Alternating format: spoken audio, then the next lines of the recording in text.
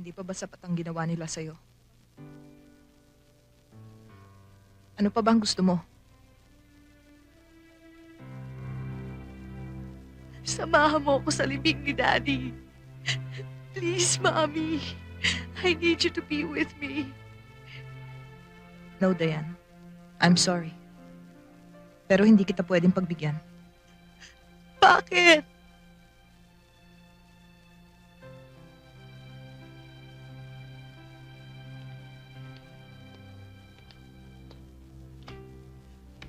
Alam mo ba kung ano mangyayari kapag nagpakita ako ron? Pagpipistahan tayo ng mga press. Malaking gulo, Dayan. Eh di magpiesta sila, wala akong pakialam. Ikaw wala, pero ako meron. Ayoko masaktan ka. Eh, hindi naman yan ang totoong dahilan eh. Aminin mo na natatakot kang masira ang image mo dahil isa kang respected actress. You're worried that it's going to affect your career. Yun lang naman ang importante sa'yo eh. Yung trabaho mo. Kaya huwag mo na akong gawing dahilan. Hindi totoo yan. Alam mong willing akong i-give up ang lahat para sa'yo. Bakit ayaw mo akong pagbigyan? I wanted to tell him what a lousy father he is. Pero hindi ko magawa. Dahil deep in my heart, mahal na mahal ko ang daddy ko. Naintindihan mo ba ako, Mami? Naintindihan mo ba ako? All I want is a chance to be with my father. And that's the only chance I have.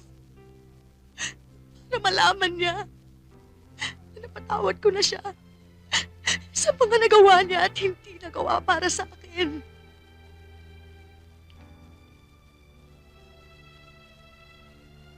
Sa tuwing nangangailangan ka, ako nasa tabi mo. Sa tuwing umiiyak ka, ako yumayakap sa'yo. Hindi mo lang alam. Nararamdaman ko ang bawat kirot ng puso mo. Mula nang ipanganak ka, pinaglaban na kita. Pinilit kong punuan ang lahat ng pagkukulang ng daddy mo sa'yo. Akala ko sapat na yun.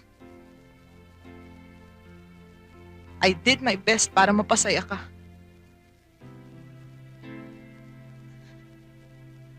Hindi ko na-realize na hindi pa pala sapat ang lahat ng yun.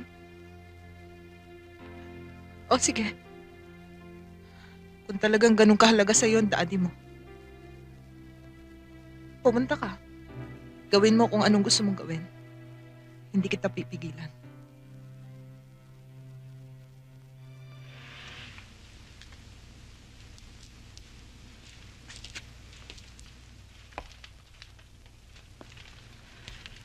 Paano napunta sa mag-amang Torres ang asyenda namin sa Batangas? Shortly after you left, inatake sa puso ang papa mo. Nakaligtas siya. But he needed to rest. Kaya't ipinagkatiwala niya kay Ronald ang pamamahala ng Noche Enterprises. Well, and you know your brother, talagang wala siyang business sense. At dahilan sa kanyang mismanagement, maraming mga transaksyones ang mga nalugi hanggang sa unti-unting bumagsak ang Noche Enterprises. And that's the time when he turned to the hacienda. At pati na nga yung mga share ni Venerando Torres ay nautang niya. Anong karapatan ni Mang Vener na magkaroon ng share sa Hacienda Noche? Well, your father made him his industrial partner. Ano? Bakit? Dahilan siguro sa mahusay mamahala ng hacienda ang magamang Torres. Lalo na yan si Edwin. Kilala mo si Edwin, hindi ba? Magaling na bata yan si Edwin. Napakagaling.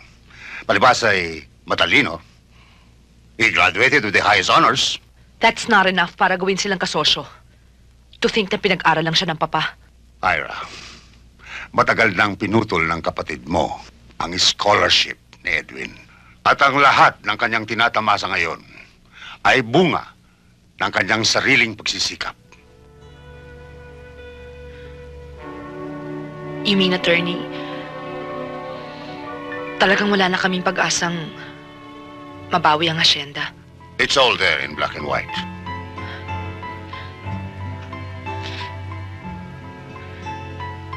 Pumapagsak na pala ang mundo ni Papay. Wala akong kalam-alam. Sorry.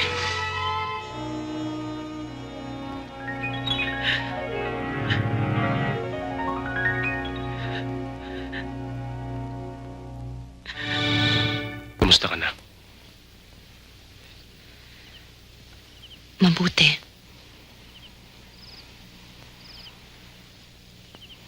Sila. Mabuti rin. Wala naman nagkakasakit.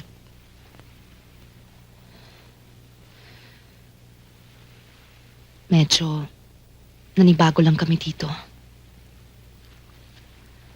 Matagal bago nakapag-adjust.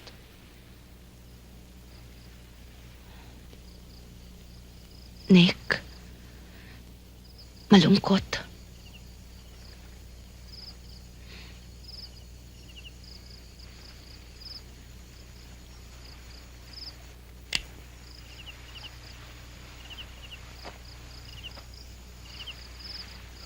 Diyosa, kahit na ano pa ang mangyari,